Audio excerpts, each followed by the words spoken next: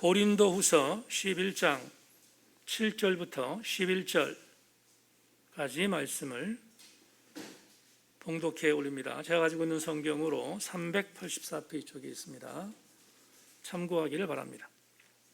제가 읽겠습니다. 내가 너희를 높이려고 나를 낮추어 하나님의 복음을 값없이 너희에게 전함으로 죄를 지었느냐?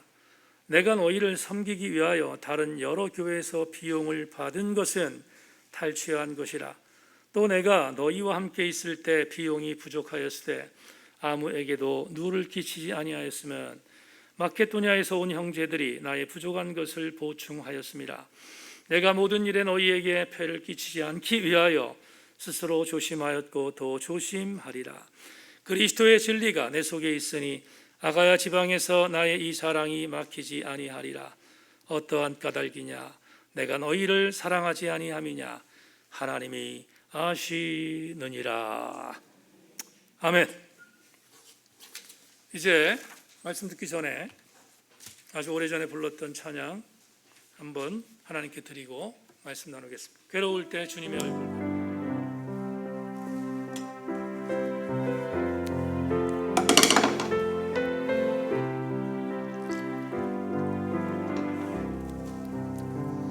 괴로울 때 주님의 얼굴 보라. 평화의 주님 바라보아라. 세상에서 시달린 친구들아, 위로의 주님 바라보아. 아멘. 눈을 들어 주를 보라. 내 모든 영 주께 맡겨라. 슬플 때에 주님의 얼굴 보라. 사랑의 주 안식 주리라. 힘이 없고 내 마음 연약할 때 능력의 주 바라보아라. 주의 이름 부르는 모든 자는 힘주시고 늘 지켜. 아멘 아멘 아멘. 눈을 들어 주를 보라. 내 모든 영 주께 맡겨라. 슬플 때에 주님의 얼굴 보라. 사랑의 주 안식 주리라. 눈을 들어 주를 보라. 내 모든 영 주께 맡겨라. 슬플 때에 주님의 얼굴 보라. 사랑의 주 안식 주. 우리 엄만 다시 한번 눈을 들어 주를. 아멘 아멘. 내 모든 영 주께 맡겨라. 슬플 때에 주님의 얼굴 보라. 사랑의 주 안식 주리라.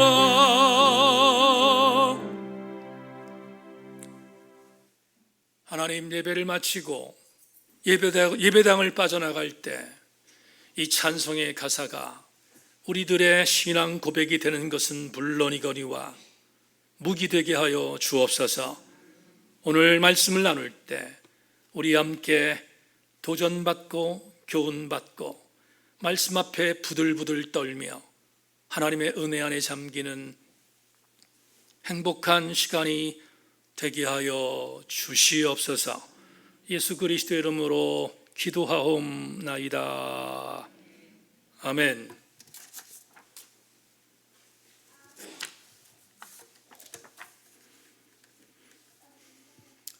그동안의 사순절 기간에, 부활절 기간에 절기설교를 해야 했기에 중단했던 고린도후서 강의를 다시 시작하겠습니다.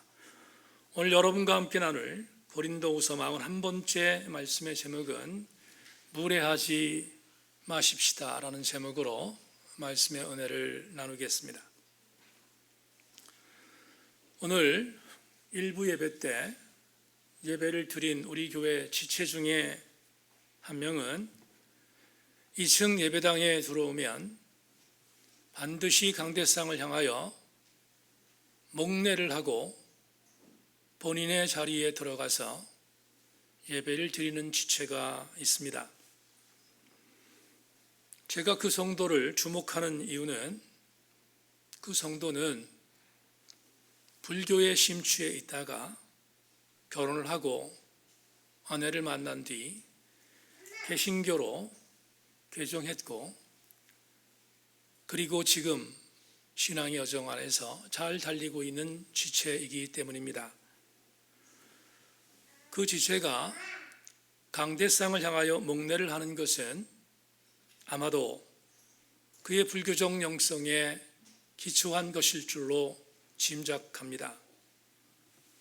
사찰을 방문하거나 대웅전에 들어가거나 또 다른 법당에 들어갈 때 불교적 영성의 기초에 따라 배어있는 신앙의 태도에 따라서 설법을 전하고 있는 스님과 그리고 그가 믿었던 불교의 신앙의 대상에게 예를 취하는 방법이 그의 몸에 배어 있었기에 그는 그렇게 개신교로 개종한 뒤에도 예배당에 들어오면 강대상을 향하여 정중하게 목례함으로 예배를 시작하는 것으로 알고 있습니다.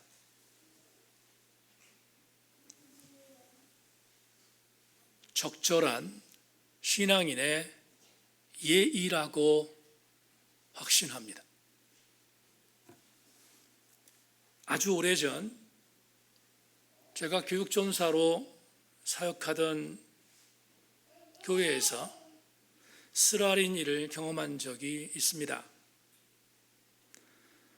섬기던 교회에서 성탄절을 맞이해서 학생들과 함께 분주하게 성탄절 행사를 준비하고 있었습니다.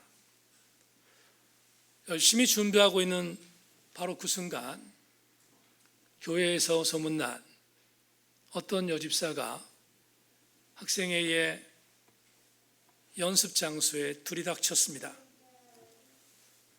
그리고 그녀는 다짜고짜로 학생회 교사에게 반말로 윽박지르기 시작했습니다. 아무개 선생, 우리 애는 이 시간에 학원에서 중요한 수업을 받아야 하는 시간인데 왜 자꾸 교회에서 불러내는 거요? 이러니 교회에 다니는 아이들이 좋은 대학에 들어가지 못하는 거라고 강하게 선생을 나무랬습니다. 수없이 오랜 세월이 지났지만 제 머릿속에 각인되어 있는 이유는 그날 그 여집사의 그 말은 신앙인의 천박성을 그대로 보여주었기 때문입니다.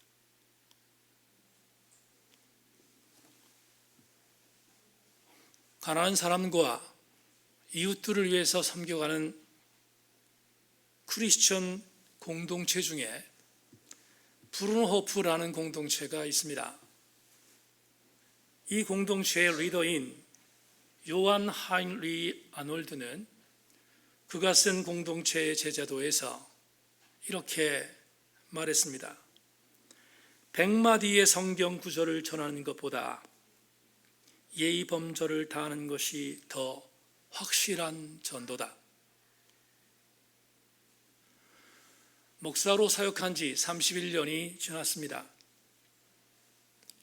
기쁨도 있지만 아픔이 있을 때도 적지 않았습니다.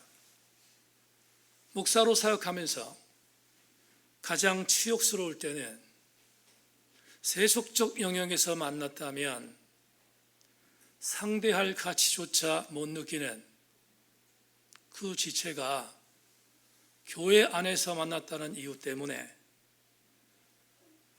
무자비하게 던지는 무례함에 속수무책으로 당할 때입니다. 예수께서 미리 당하셨던 십자가의 치욕을 견디셨기에 그 길을 따라가는 목회자는 당연히 어쩔 수 없이 무례한 자가 범하는 무례에 대하여 당하고 또 당해야 하는 치욕을 경험할 때 목사가 된 자괴감이 이론으로 형용할 수 없을 정도로 아프게 다가옵니다. 그런데 이런 일들이 교회 공동체 안에서도 있지만 세속 공동체에서 이런 일이 있다면 우리는 이 일에 대하여 당연시할 것입니다. 그러니까 세속 공동체라고 아마 말할 수 있을 것입니다. 그런데 놀라운 것은 성경에 이런 일들이 기록되어 있나 하는 것을 유추해 볼 때 거룩한 경전에 이런 일이 있을까를 상상조차 하겠습니까? 그러나 오늘 여러분과 함께 다시 살펴보기 시작한 고린도후서 41번째 텍스트에서 너무 심각한 무례함을 보인 당사자들이 보여 오늘 여러분과 함께 이 은혜를 나누고자 합니다.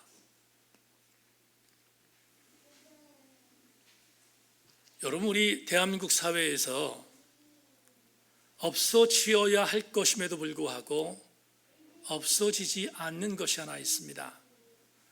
그건 직장이든 아니면 다른 영역이든 참 정말로 안타까운 갑질입니다.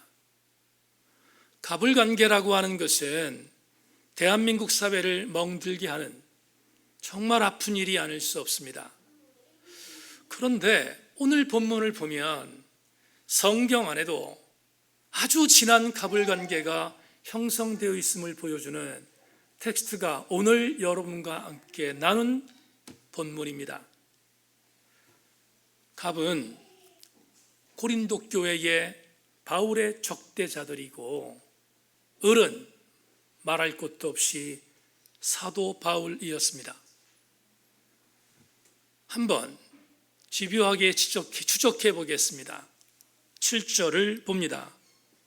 내가 너희를 높이려고 나를 낮추어 하나님의 복음을 값없이 너희에게 전함으로 죄를 지었느냐. 이 구절을 목회자인 저는 동병상련의 마음을 갖고 읽었습니다. 이 구절을 조금 쉽게 번역한 공동번역 성경으로 다시 여러분들에게 읽어드립니다.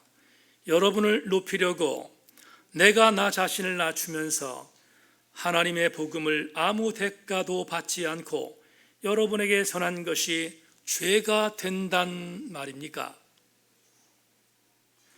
이제 이 구절을 조금 더 우리가 적절하게 이해하기 위하여 담임 목사의 주석을 여러분에게 전하겠습니다. 우리는 이미 잘 알고 있는 것처럼 바울이 고린도에 첫 번째 도착했을 때 고린도에는 바울을 돕는 사람이 아무도 없었습니다. 혈혈단신으로 고린도에 도착했습니다. 아마도 대단히 외로웠을 것은 재론의 예지가 없습니다. 그런데 이렇게 외롭게 사역하고 힘들게 사역하는 바울 사도를 주님이 보고 계셨습니다. 그리고 그를 격려하기 위하여 사람을 보내시기 시작했습니다. 첫 번째, 바울을 돕도록 보내준 동역자는 여러분이 너무나 잘 아는 브리스길라와 아굴라 부부입니다. 이곳에서 사도 바울은 이 부부를 만났고 천군만마를 얻은 것 같은 기쁨이 있었습니다. 두 가지 이유 때문입니다. 첫째, 너무 외로웠는데 하나님의 사역을 위하여 동역해 주는 동역자가 있다는 것이 얼마나 귀한 기쁨입니까? 인적 인프라를 만나게 된 것에 대한 기쁨이 바울에게 있었습니다. 두 번째, 이 부부는 잘 아시는 것처럼 텐트메이커입니다. 장막을 만드는 업을 갖고 있었던 사람입니다. 그래서 사도 바울은 고린도에서 아무도 없는 상태에서 경제적인 궁핍함과 어려움을 당하고 있는 상황에서 천군만마를 얻은 것 같은 또 하나의 메리트를 얻게 되었는데, 브리스길라 아굴라 부부를 통하여 배운 장막을 짓는 방법이었습니다. 그것을 갖고 업을 삼았고, 업을 삼은 바울은 우리가 너무 잘 아는 것처럼 자비랑 선교를 감당할 수 있었습니다. 그러기에 자비랑 선교를 감당할 수 있었던 사도 바울이 본인이 직업을 갖고 선교를 감당하면서 고린도 교회 성도들을 향하여 오늘 행한 본문 9절은 대단히 의미 있는 선언이 아닐 수 없습니다. 9절을 봅시다. 또 내가 너희와 함께 있을 때 비용이 부족하였을 때 아무에게도 누를 끼치지 아니하였으면 마게도냐에서 온 형제들이 나의 부족한 것을 보충하였음이라. 내가 모든 일에 너희에게 폐를 끼치지 않기 위하여 스스로 조심하였고 또 조심하리라. 노란색이 보이십니까? 누를 끼치지 않고 폐를 끼치지 않았다는 말이 도대체 무슨 말인가? 여러분에게 해석하겠습니다. 8절을 다시 한번 주목해 주십시오. 내가 너희를 섬기기 위하여 다른 여러 교회에서 비용을 받은 것은 탈취한 것이라. 해석이 안 됩니다. 무슨 바울이 폭도 같지 않습니까? 강도 같지 않습니까? 비용을 탈취했다는 말이 도대체 뭔가? 근데 이 비용을 탈취했다는 말이 얼마나 은혜로운 말인지를 여러분에게 해석하겠습니다. 탈취하다, 헬라어 수라오의 번역입니다. 이 단어는 군사용어입니다. 강탈하는 것입니다. 빼앗는 것입니다. 진짜 빼앗았는가? 그럴 리가 있습니까? 바울이 진짜로 빼앗는 강도의 무리 속에 있었던 사람인가? 그럴 리가 있겠습니까? 그럼에도 불구하고 왜 이렇게 강력한 단어를 썼는가? 아마도 고린도 교회 성도들 중에 적대자를 향한 강력한 변호가 필요했기 때문입니다. 바울은 8절에서 이렇게 강한 단어를 쓴 이유는 고린도 교회 적대자들이 본인을 향하여 공격하는 공격에 대한 방어 때문이었습니다. 어떤 공격이었을까? 고린도 교회 적대자들은 바울에게 갑질을 하기 시작했습니다. 어떤 갑질입니까? 바울을 잘 보자. 고린도 교회 형제들아, 바울을 잘 보자. 바울이 우리한테 사례비를 못 받지 않냐? 우리가 저 사람에게 사례비를 주지 않는다. 그렇다면 저 사람은 둘 중에 하나일 거라는 거예요. 하나는 떠돌아다니는 사역자이든 아니면 순회 설교자 중에서 사도의 권위를 도용한 아주 볼품없는 질 떨어지는 전도자이기에 우리가 저에게 사례비를 주지 않는 것이다 라고 바울을 공격하고 있습니다. 이것도 적반하장인데 더 기가 막힌 일은 11절에 있습니다. 11절 보십시다. 어떠한 까닭이냐? 내가 너희를 사랑하지 아니함이냐? 하나님이 아시느니라. 무슨 말입니까? 고린도 교회 성도들은 이렇게 공격합니다. 바울이 사례비를 받지 못하는 이유는 우리를 사랑하지 않기 때문이다. 다른 말로 표현하면 우리 교회에 관심이 없기 때문이다 라고 공격하고 있습니다. 정말 그렇습니까? 설교의 결론에 말씀드리지만 목숨 걸고 세웠던 교회가 고린도 교회인데 이 공격이 가당키나 합니까? 이런 공격을 받았던 사도 바울은 그동안 우리가 2달 동안 강해 설교를 중단해서 여러분들이 이해할 폭이 가능할지는 모르겠지만 복귀한다면 얼마나 사도 바울이 고린도 교회를 향하여 달래고 어르고 그리고 참고 견뎠습니까?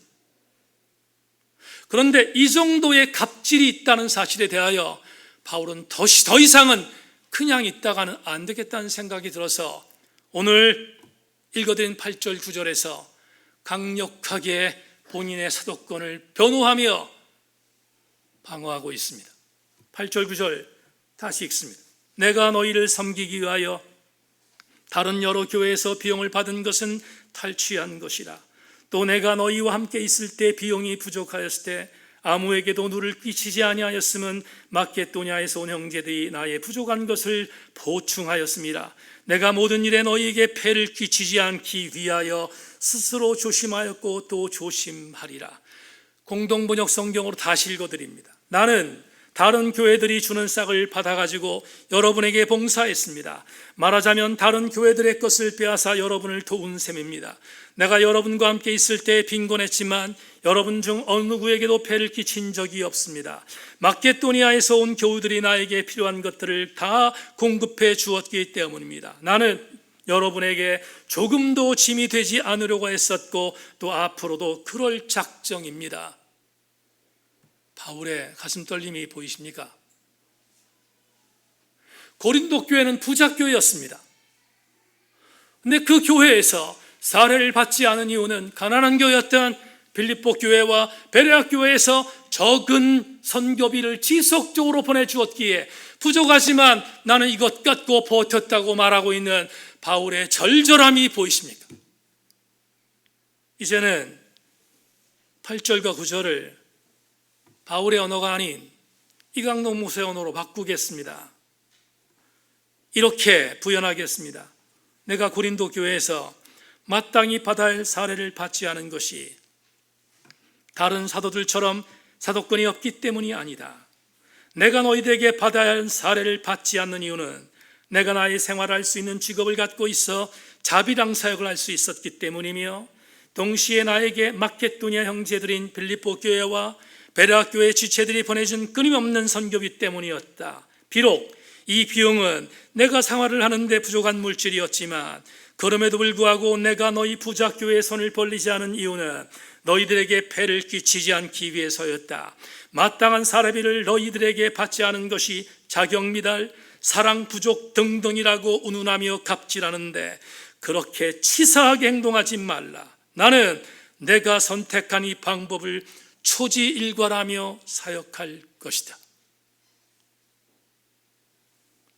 그리고 이렇게 변호했던 바울의 절절함은 오늘 본문 10절과 11절 마지막 절에서 가슴을 치도록 안타까움이 보입니다. 10절과 11절을 주목해 주십시오. 그리스도의 진리가 내 속에 있으니 아가의 지방에서 나의 이 자랑이 막히지 아니하리라. 어떠한 까닭이냐? 내가 너희를 사랑하지 아니함이냐? 하나님이 아시느니라. 무슨 말입니까? 나는 고린도 교회에 스며든 거짓 적대자들이 아무리 나를 폄훼하고 아무리 나를 공격하며 나에게 갑질한다 할지라도 고린도 교회를 사랑했던 이 사랑을 절대로 포기하지 않겠다는 것입니다. 그리고 이렇게 사자울을 던집니다. 너희들은 몰라도 하나님은 아신다. 지금까지 본문을 현직에서 목회하는 목사로 바울의 입장에 서서 같은 아픔을 갖고 동통의 마음으로 본문을 주석했습니다. 그렇다면 이 본문을 통하여 오늘 우리에게 주시는 레마가 무엇인가 함께 나누겠습니다. 자막봅니다. 사랑하는 세인교회 성도 여러분, 여러분이 그리스도인임을 믿는다면 어떤 일이 있어도 무례하게 행동하지 않기를 소망합니다. 기억을 되살려 봤더니 한 10년쯤 되었습니다. 한 10여 년 전 목회사역 컨퍼런스에 다녀왔습니다. 책임을 맡았기 때문입니다. 이날 발제를 맡은 신학대학 교수와 논찬을 맡은 사람이 저였기에 그날 같이 한 자리에서 치열한 논쟁을 벌인 적이 있습니다. 저와 함께 논쟁을 벌였던 발제자인 신학대학 교수는 저와 동갑내기 교수였고 신학교 시절 때는 한 교회를 같이 섬겼던 질긴 인연이 있는 지인 교수입니다. 그는 미국에 건너가서 학위를 받고 돌아왔고 저는 그 친구가 학위를 받고 돌아오는 동안 교회를 섬기며 목회했습니다. 그 친구 교수는 그날 발제자로 발제를 맡고 이렇게 발제를 시작했습니다. 익숙한 요한복음의 성경 구절을 여기 함께 컨퍼런스에 모여있는 목사님들에게 소개하겠습니다. 그리고 요한복음 13장 4절을 읽었습니다. 저녁 잡시던 자리에 일어나 겉옷을 벗고 수건을 가져다가 허리에 두르시고, 우리 너무 잘 알고 있는 구절이죠. 세종 목요일 날 주께서 제자들의 발을 씻기신 장면입니다. 예수님은 제자들의 발을 씻기실 때 거추장스러웠던 옷을 벗고 수건을 두르신 뒤 대야에 물을 담아 제자들의 발을 씻겨 주셨습니다. 그런 뒤에 세족식이 다 끝난 뒤 주님이 어떻게 하셨는가? 그 지인 교수가 또 다른 요한복음 이어지는 구절 하나를 소개했습니다. 요한복음 13장 12절, 그들의 발을 씻으신 후에 옷을 입으시고 다시 앉아 그들에게 이르시되 내가 너희에게 행한 것을 너희가 아느냐? 부연하겠습니다. 세족식이 끝났습니다. 그리고 나서 드디어 다락방 강화, 그 유명한 다락방 강화에서 당신이 십자가에 돌아가실 것과 다시 살아나실 것과 그리고 다시 올 것과 예수 그리스도의 캐리그마를 전하셨습니다. 그런데 사도 요한이 세족 목요일 날 세족식을 마치고 주님이 행하셨던 모습을 섬세하게 기록했는데 벗고 있던 옷을 입고 다시 옷매무새를 만지신 뒤 제자들 앞에서 정중하게 예의를 갖춘 뒤 설교하셨다는 것입니다. 지인 교수는 이렇게 말했습니다. 요즘 목사들이 예수님의 정신을 잃어버려 무례하기 짝이 없습니다. 여러분들 예수 그리스도의 정신을 본받고 다시 옷매무새를 잘 만지고 그렇게 목회하기를 바랍니다라고 권고하자 그 자리에 앉았던 많은 목사들이 고개를 떨궜습니다. 부끄러웠기 때문입니다. 저도 마찬가지입니다. 그 친구 교수가 말했던 가르침은 하나도 틀림이 없는 동의할 내용입니다. 문제는 그 친구 교수는 그날 발제를 거기에서 끝냈다는 것입니다. 저는 그날 논찬자였습니다. 다시 말하면 그 교수가 발제한 것을 갖고 질문하는 사람이었습니다. 사회자에게 제 시간을 할애받고 질문하기 시작했습니다. 교수께서 오늘 요한복음을 예를 들었으니 저도 요한복음을 하나 예로 들겠습니다. 그리고 그 발제자에게 화두 하나를 던졌습니다. 요한복음 21장 7절, 예수께서 사랑하시는 그 제자가 베드로에게 이르되 주님이시라 하니 시몬 베드로가 벗고 있다가 주님이라 하는 말을 듣고 겉옷을 두른 후에 바다로 뛰어내리더라. 노란석을 주목하십시오. 베드로는 예수님을 부인한 뒤 다른 6명의 제자들과 더불어 디베라로 내려와서 고기 잡는 옛 습성으로 돌아갔습니다. 부활하신 주님은 그들을 버리지 않고 디베라 바닷가로 오셔서 그들이 무엇하는지를 보셨습니다. 바닷가에서 고기를 잡는데 밤이 새도록 고기를 잡았지만 한 마리도 잡지 못한 것을 보셨던 주님이 바닷가 쪽에 서셔서 제자들에게 말씀하셨습니다. 오른편 쪽으로 그물을 던져라. 그러자 알지 못하는 사람이 그물을 던지라는 그 말을 들었던 제자들은 왠지 모르게 오른쪽으로 그물을 던졌습니다.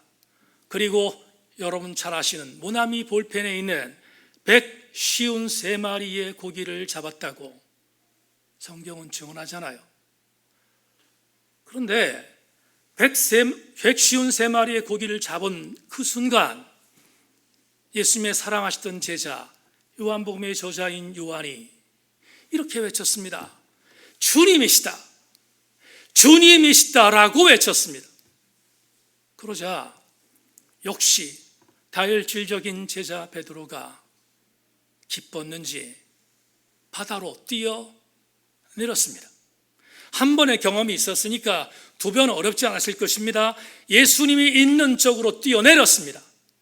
그런데 놀라운 것은 사도 요한은 베드로가 뛰어내릴 때의 장면을 한 단어를 삽입했습니다. 그냥 뛰어내리지 않았습니다. 어떻게 뛰어내렸는가? 분명히 말합니다. 겉옷을 다시 입고 예수에게 뛰어내렸다고. 그날 발제자에게 이렇게 제가 질문했습니다. 교수님의 말에 1%도 이의를 달지 않습니다. 목사들이 무례하여 성도들에게 막대함으로 예수 그리스도의 정신을 잃어버렸다는 말에 대하여 정상적인 목사 중에 노할 사람이 누가 있겠습니까? 그러나 목회의 목자를 경험해 보지 못한 교수님에게 학교에서 학생들만 가르치는 것이 전부였던 교수님에게 한 가지 거의 모든 시간 동안 목회 현장에 서역했던 제가 한 가지를 던지고 싶습니다. 그리고 그에게 이렇게 말했습니다. 근래 교회 공동체에서 일어나는 무례함은 주님이 제자들에게 보이셨던 예의를 목회자들이 상실한 것을 인정합니다. 그러나 더불어 선생에게 예의를 지키기 위해 제자 베드로가 옷을 입고 주님이 있는 바닷가로 뛰어내린 예의도 사라졌다는 것입니다. 한쪽으로 치우치면 대단히 위험한 강요입니다. 예의를 지키는 것은 목사, 성도 모두의 일이어야 합니다.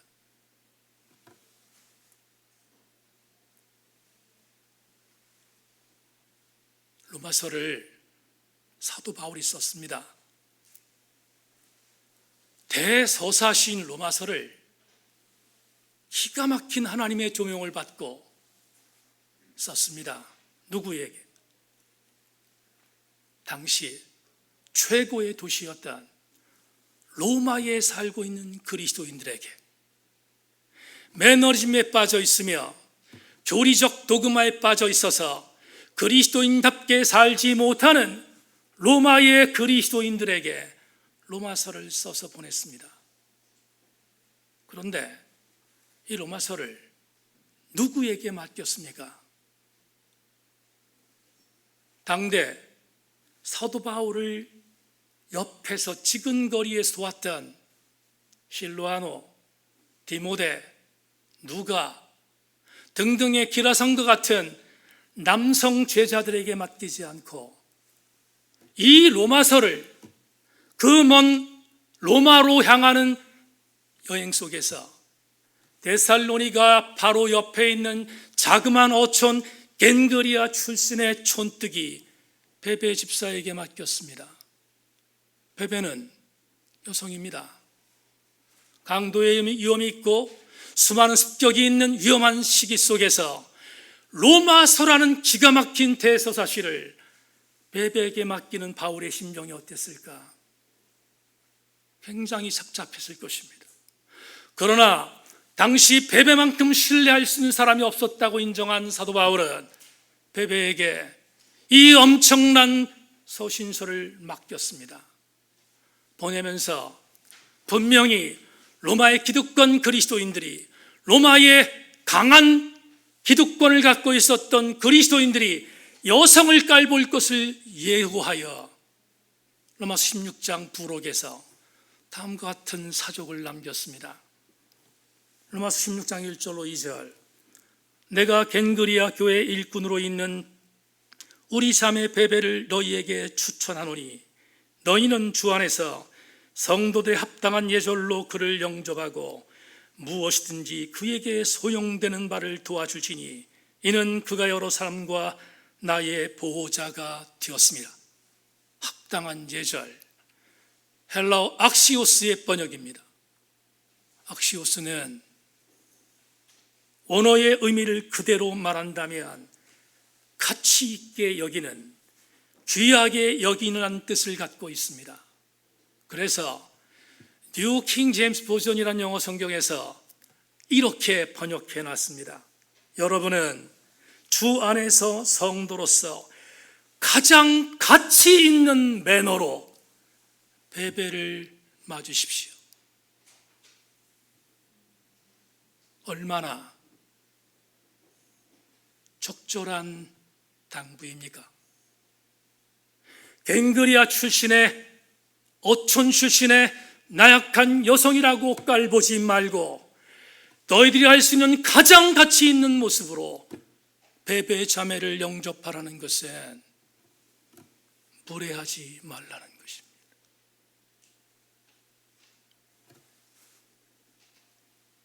바울의 적대자들은 바울을 무례하게 공격했습니다. 헐뜯었습니다. 갑질을 자행했습니다. 그러나 바울은 끝까지 참다가 오늘 본문에서 나는 무례함을 당할 만큼 하나님 앞에 그릇된 삶을 산 적이 없다고 강변하고 있습니다. 생교회 지체 여러분, 바울이 왜 악을 악으로 갚지 않았을까? 왜 바울이 끝까지 참고 있다가 그의 삶의 여정에서 고린도 교회 성도를 향하여 나를 무례하게 대하지 말라고 말했을까? 한 가지 이유 때문입니다. 바울은 고린도 교회 적대자들을 본 것이 아니라 바울은 당신의 핏값을 주시고 사신 고린도 교회를 사랑했기 때문입니다. 오늘 말씀을 마무리하며 11절 본문 마지막 절을 가슴으로 아멘할 수 있기를 바랍니다. 어떠한 까닭이냐? 내가 너희를 사랑하지 아니함이냐? 하나님이 아시느니라. 무슨 말입니까? 이렇게 갑질하는 고린도 교회 적대를 향하여 자기를 변호한 뒤 마지막으로 이렇게 말합니다. 너희들이 나를 무례하게 대하고 있지만 나는 하나면 된다는 것입니다. 무엇인가? 나의 마음을 하나님은 아신다는 것입니다. 세인교회 성도들이여, 시대가 시대인지라 영적 기상도가 망가지면 망가진 대로 엄청난 고통을 당하는 시대인지라 예의를 지키는 것조차 무감각한 시대를 살고 있습니다. 종도, 여러분도 그리스도 안에서 무례히 행하지 않기를 소망하고 함께 예의 있는 그리스도인 되어 하나님의 교회를 아름답게 일궈가는 우리 세인 공동체가 될 수 있기를 주님의 이름으로 권면합니다. 하나님 감사합니다. 오늘 주의 말씀을 나누었습니다. 말씀대로 아멘 했는데 살게 하셔서 은혜 안에 서가는 우리들 되게 하여 주옵소서. 예수 그리스도의 이름으로 기도하옵나이다. 아멘.